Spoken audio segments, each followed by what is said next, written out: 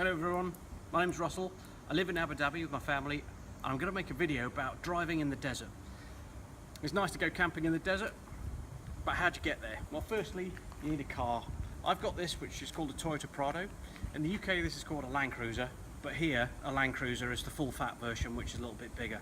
That's got a 4-litre V6, plenty of power to get up the dunes. I could do a separate video on its own to discuss what kind of car you should get, but most people start with either one of these, or a Fortuner, or a Pajero, or a Nissan Xterra. Things you want to look for, just briefly, is the angle between the tyre and the bumper, the approach angle, the departure angle, which is the angle between the bottom of the bumper down to the wheel. And you want the overhangs to be as short as possible, otherwise the plastics get ripped off by desert sand dunes. Other than that, anything with a V6 will probably have enough power, and this is great. It's got plenty of room for all the camping kit. I've got the roof bars on top, but I've never used them. Okay, so that covers the car. The other thing you need to do is join a club. When you get here to Abu Dhabi, a club will guide you and show you the patches of the desert that are safe to drive in and a good place to learn. So I'm a member of Oryx 4x4, and they're a really good bunch, and they showed me the basics. My experience level, I've done about 15 drives over a period of just over a year, so I'm by no means an expert, but I just want to show you the basics, beginner level stuff for people who don't know anything about it. Okay, that's about it. I'm filming this actually having driven in the desert yesterday with my daughter. We went out to the Swayhan desert, and we'll pick up the video with us on our way to Swayhan.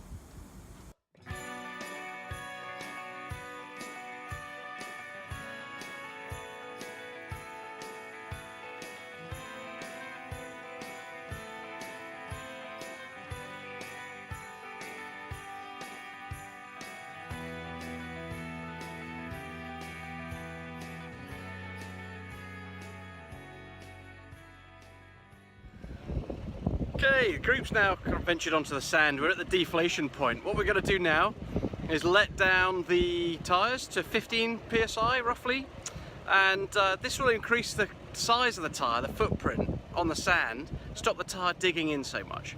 To do that, I've got one of these.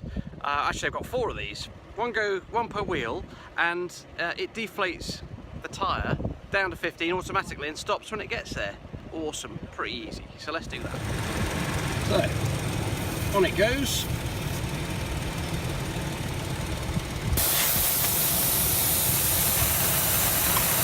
You see the air coming out. We'll come back to that in a minute. Let's do the other 4. So let's have a quick look at some of the kit you need then to get out into the desert. Lifesaver, massive jug of water, and that's one of the most important things. If you get stuck, I've got a rope in here, and I've got rated shackles. These shackles are stainless steel, pretty strong, and this rope has got some sort of stretch in it which helps to kind of pull the car out like a rubber band. Underneath I've got a really decent solid recovery point there bolted to the chassis. Okay, I want to make sure that you actually have got a decent recovery point. If not, get a garage to weld you one up. In here I've got my compressor, because once I've let my tyres down, we'll pump them up later. And then this is a cheap telescopic fishing rod with the enzyme, and we'll be raising that in a minute. Some other things I've got: first aid kit.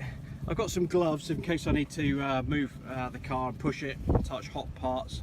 I've got a toolkit, and I've also got a shovel in that black bag for digging, which I don't like doing, to be honest, just because it's hard work and hot and sweaty. Other things safety wise, I've got a fire extinguisher in the car underneath the passenger seat. Wait, what are you doing then? Okay, so putting this up. And why am I putting this up, Izzy? What's this for? It's like to alert drivers that you're in the area. My tyres are finished now. You can't really see that much, but it's just slightly fatter at the bottom than it was.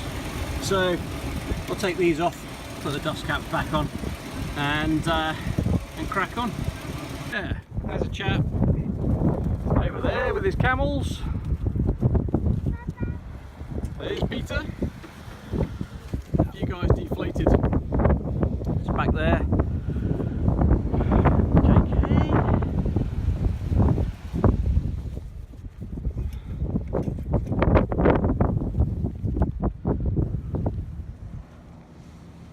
Xterra, made by Nissan, again another 4 litre V6, 260 horsepower, great in the desert.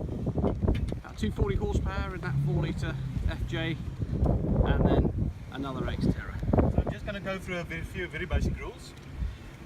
Today we're going to do straight cresting over a dune.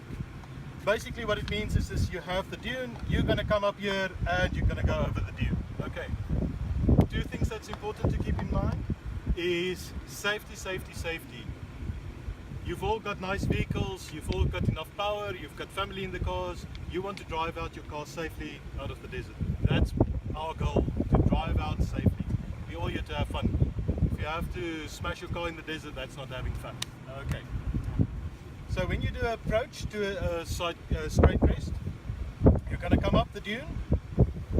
You're going to have enough momentum to carry your nose of the car over the dune.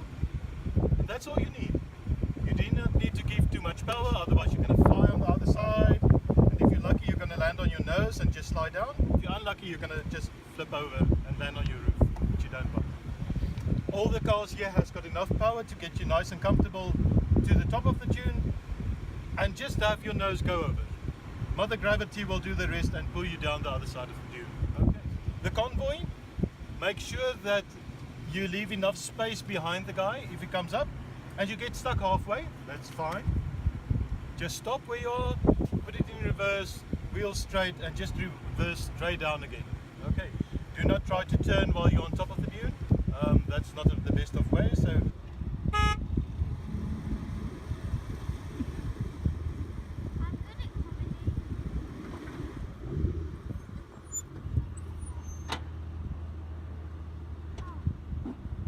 the second one we're going to do is some side sloping.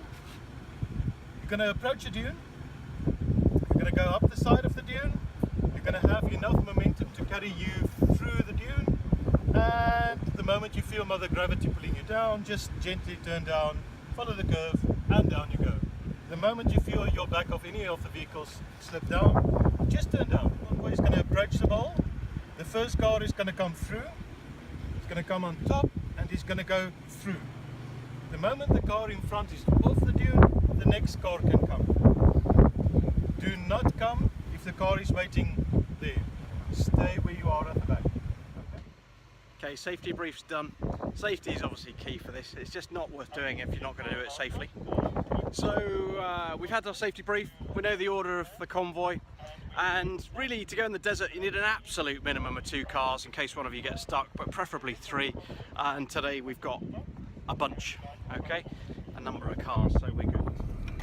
So the guys are setting off. The penultimate car.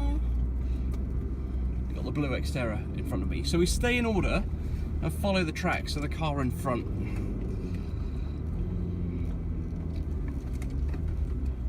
Is this my radio? Yeah, it's your radio. So if you ever stop, you stop downhill so that you've got gravity to get you going again. Kind of main rule of this desert driving is just not to fight gravity. Okay, carry enough momentum up a hill, and don't try and add power to overcome a hill because it'll just dig you in.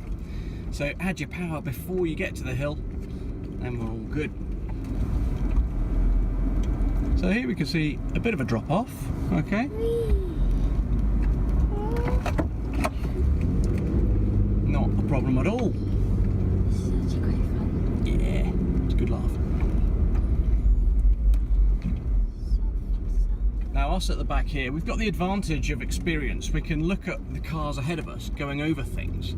And what's over this crest? Well, just look at the cars. Do they tip nose down really sharply? Moderate on that Xterra there. So I know what's coming up. Into first gear.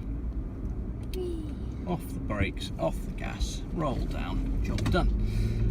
But the disadvantage of being sort of car number 6 or whatever is that the sand can be a little bit more chewed up and a little bit softer. So you've got to be cognizant of that.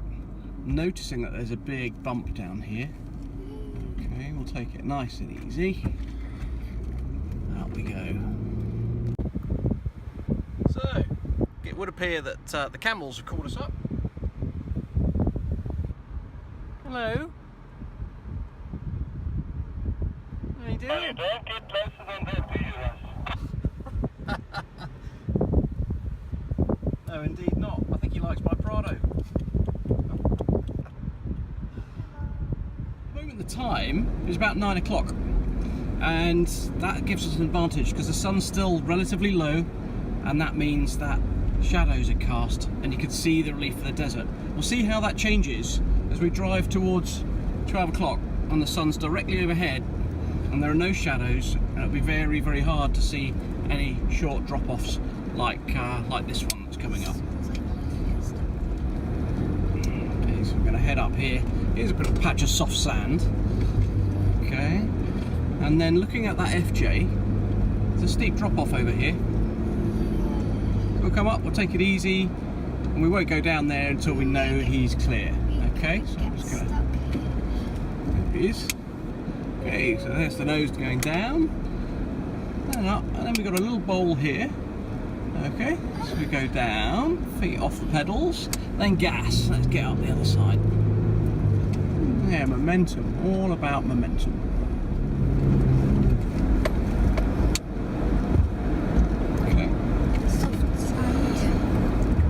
Dip.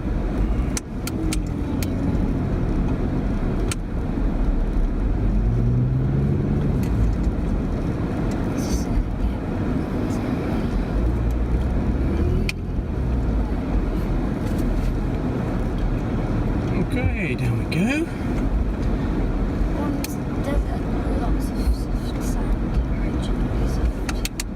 So we're about 45 degrees nose down, and then 20 roll, and power up this and crest over. Okay, let the mother gravity do the work, just like Peter said. And this is a beautiful set of tunes, fantastic fun, nice and controlled. And this isn't dune bashing, guys, this is just gentle desert driving. Despite the car reaching quite extreme angles, it's all controlled and smooth as I can make it. But I've got the benefit for